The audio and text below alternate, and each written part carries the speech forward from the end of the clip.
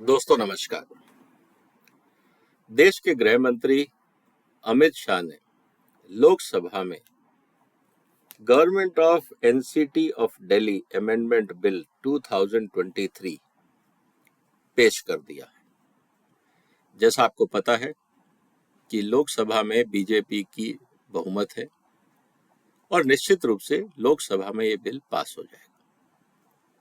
अब मुद्दा आता है राज्यसभा का।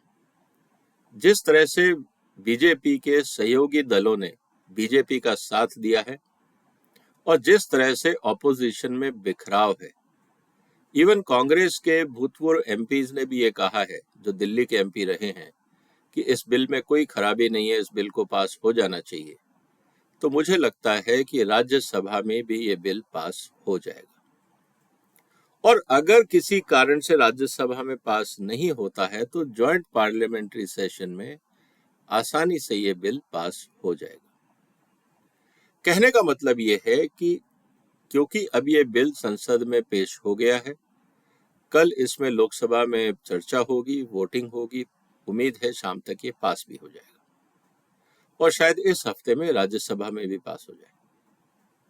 तो कुल मिला के स्थिति ये है कि जो केजरीवाल साहब आज तक मेहनत कर रहे थे कि किसी तरह से हम इस बिल को डिफीट कर दें, शायद राज्यसभा में, तो एक मॉरल बूस्टिंग उनको मिल जाएगा और इससे वो अपने आप को स्थापित कर पाएंगे कि वो दिल्ली के साथ साथ आज देश के सबसे बड़े एक विपक्षी नेता के रूप में उभर रहे हैं।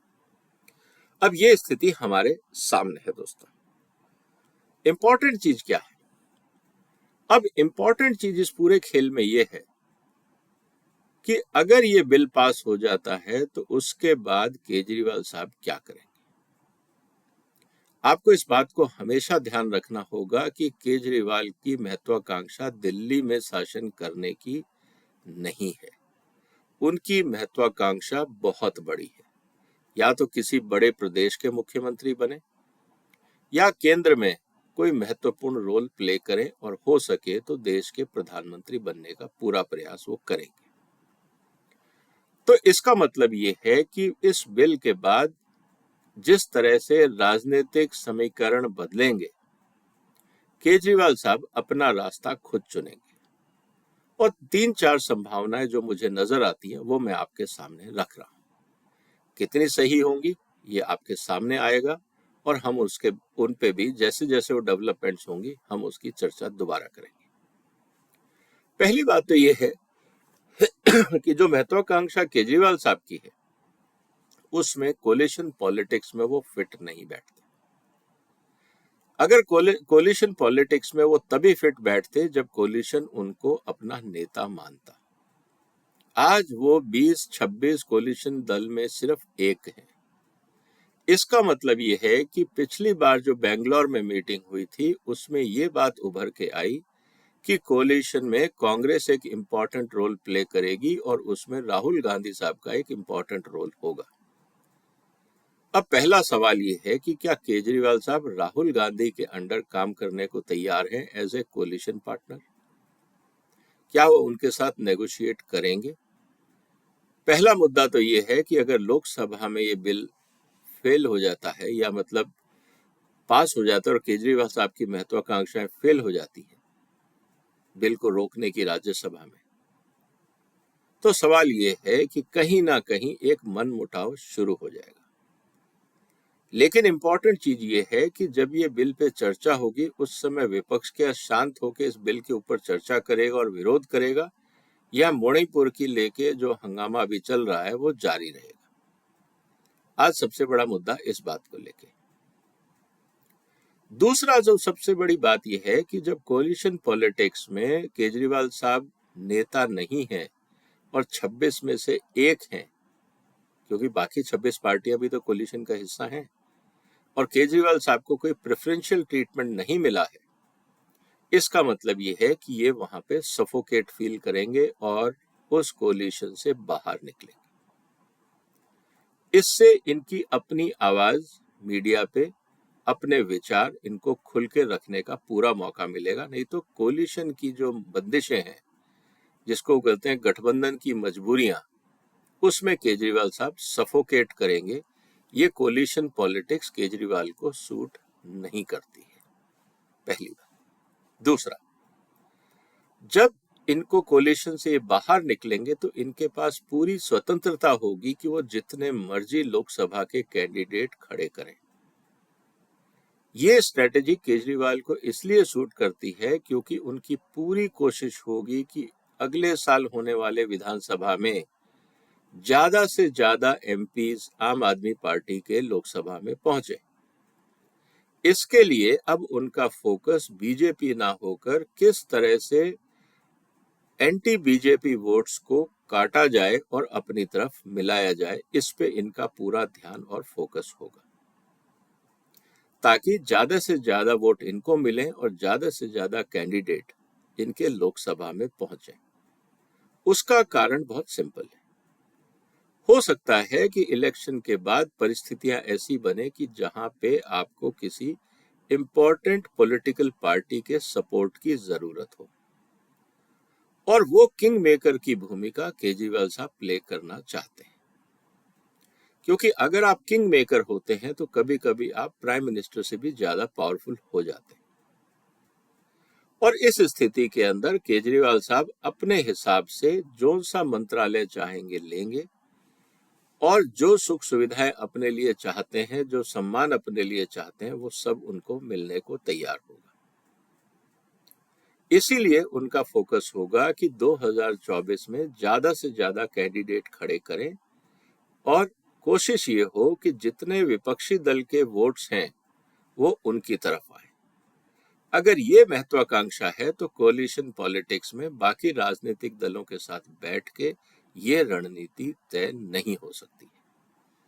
इसीलिए केजरीवाल साहब को कोलिशन से बाहर आना ही सूट करता है, और मेरा आकलन ये है कि शायद अगले 1 महीने के अंदर आपको इसके आसपास कुछ डेवलपमेंट कुछ देखने को मिल सकता है, क्योंकि अब टाइम ज्यादा नहीं है। तो टाइम वेस्ट करने के लिए केजरीवाल साहब तैयार नहीं होंगे।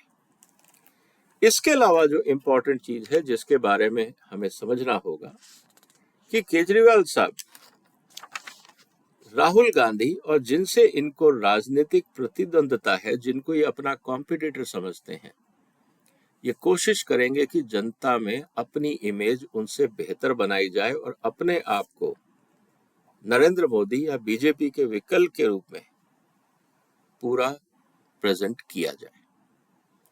ऐसा होने से पूरे देश में इन पे चर्चा होगी, और इनकी तुलना फिर जो पोलिंग होता है उस समय बीजेपी, कांग्रेस, आम आदमी पार्टी, ये देश में टॉप 3 पार्टीज में अपना नाम लाना चाहते हैं, और उसके लिए ये मजबूरी है और ये जरूरी है कि ये कोलिशन पॉलिटिक्स से बाहर आए, क्योंकि इनका कंपटीशन बीजेपी ना होके इनका सबसे बड़ा कॉम्पिटिटर है कांग्रेस।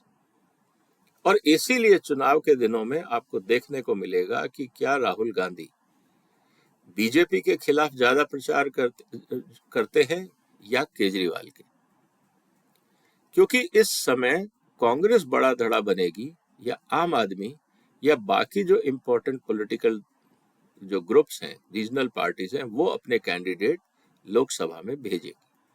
अब ये तो आने वाला वक्त ही बताएगा। लेकिन दोस्तों, मुझे ये लगता है कि केजरीवाल साहब को कोलिशन पॉलिटिक्स सूट नहीं करती है। वो पूरी कोशिश करेंगे इस कोलिशन के ड्रामे से बाहर आए, अपना राजनीतिक कार्यक्षेत्र बढ़ाएं। ऑल इंडिया उनको ट्रेवल करना है। उनके पास पंजाब गवर्नमेंट की दी हुई एयर टैक्सी है जिसका वो पूरा इस्तेमाल करेंगे। अब सवाल इस बात का है कि इसके बड़े कैंपेन के लिए फंडिंग कहां से आएगी। अब सबसे बड़ा महत्वपूर्ण मुद्दा ये है, क्या वो फंडिंग देश से आएगी या विदेश से आएगी। इस पे ओवरऑल अगर देखा जाए तो आने वाले दिनों में ईडी और बाकी लोगों की भी रहेगी।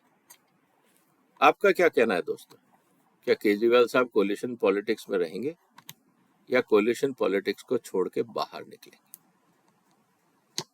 मुझे तो नहीं लगता कि केजरीवाल साहब कोलिशन में रहने वाले हैं। जिस तरह से शरद पवार साहब और बीजेपी के बीच में नजदीकियां बढ़ रही हैं, जिस तरह से नीतीश कुमार साहब बहुत ज्यादा खुश नहीं है इस कोलिशन से, केजरीवाल साहब को भी यहाँ पे सफोकेशन होगा। तो दोस्तों, आप भी नजर रखिए, हम भी नजर रखेंगे और देखेंगे कि आने वाले दिनों में किस तरह से केजरीवाल साहब का जो पूरा गठबंधन का खेल है वो तैयार होता है।